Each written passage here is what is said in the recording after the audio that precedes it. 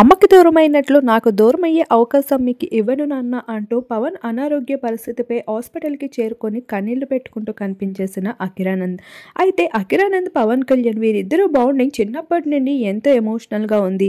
రేణు దేశానితో పవన్ కళ్యాణ్ విడిపోయినప్పటికీ కూడా కొడుకు అఖిరాపై ఒక స్పెషల్ ఎఫెక్షన్ని అయితే పవన్ చూపిస్తూనే వచ్చారు. విడిపోయామన్న పేరుకే గానీ స్కూల్స్ అండ్ కాలేజెస్ ఇలా వాళ్ళ ఎడ్యుకేషన్కి కావాల్సిన డబ్బులతో పాటు వాళ్ళ సౌకర్యాలకి కూడా పవన్ కళ్యాణ్ గారు ఏమాత్రం లోటు చేయలేదు. రీసెంట్ కాలంలో కొడుకుని రాజకీయాల్లో పరిచయం చేస్తూ కూతురు కోసం ఎన్నో పూజల్లో కూడా నిర్వహిస్తూ వచ్చేశారు.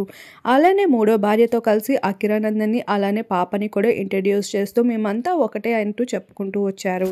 పిల్లలతో మాట్లాడే హక్కు ఉంది కానీ విడిపోయిన భార్యతో మాట్లాడే రూల్ అయితే మీకు లేదు అంటూ కండిషన్ పెడుతూ పిల్లలతో మాట్లాడాలి అంటే తనతో ఆమెడు దూరం ఉండాలి అంటూ మూడో భార్య పెట్టిన కండిషన్కి అంగీకరిస్తూ భార్య రేణు దేశాయ్తో మాత్రం విడాకులు తీసుకోవడం వల్ల ఆమెడ దూరాన్ని డిస్టెన్స్ని మెయింటైన్ చేస్తూ వస్తున్నారు. కానీ పవన్ అనారోగ్యం హాస్పిటల్లో అడ్మిట్ అవ్వడం ఉండడం చూడడంపై రేణు దేశాయ్ సైతం దేవుళ్ళ గుళ్ళకి వెళ్తూ ఆఖరికి మొక్కులు మొక్కుతూ పూజలు చేస్తూ కనిపించింది. ఇలా పవన్ కళ్యాణ్ కుటుంబంతో వేరినప్పటికీ కూడా వాళ్ళ మధ్యన ఎఫెక్షన్ అలానే ఉందనే విషయం ఈనాడు అయితే నిరూపించబడుతూ ఉంది. రీసెంట్ గా 144 ఏళ్లకి ఒకసారి వచ్చే కుంభమేళలో స్నానం చేస్తే ఎటువంటి దోషమైనా పోతుంది అంటూ వచ్చిన ఆచారం కోసం పవన్ అయితే తన కొడుకు అఖిరానందంతో మూడో భార్యతో కలిసి స్థానం వహించడం జరిగింది.